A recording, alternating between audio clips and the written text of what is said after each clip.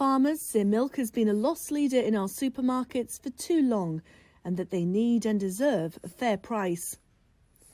At Morwick Farm in Northumberland, they say they'll have to cut back on the amount of milk they produce because they can't absorb the rising production costs. It comes down to fertiliser and feed. The cost to make ammonium nitrate fertiliser is rising because the cost of using natural gas is rising. The pressure on fertiliser suppliers is passed on to farmers.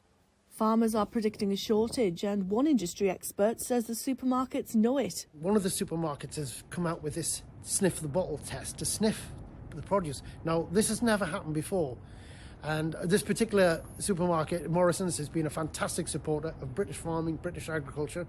But I think maybe their suppliers are decreasing their milk. I think they're trying to stretch their measures out over a longer period of time. But I think that's the difference, is that I think we're now feeling these supermarkets are perhaps feeling the pinch that their own suppliers are cutting back on the production. So I think this is the reasons why supermarkets are going to maybe have to look at continuing supply and hopefully pay farmers more money to cover the costs.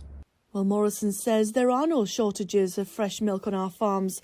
They say milk is the third most wasted product in the UK, and removing use-by dates and replacing them with best-before dates aims to help reduce the amount going to waste in our homes. Farms like Morwick have had to diversify to survive. Milk is no longer enough to rely on. These calves are 3 weeks old. It will take 2 years to rear them, and then their milk will be made into ice cream within 24 hours. Dairy farmers say they're working on a 4p per litre loss, and that both milk and meat will be affected over the next 2 years unless they receive more money.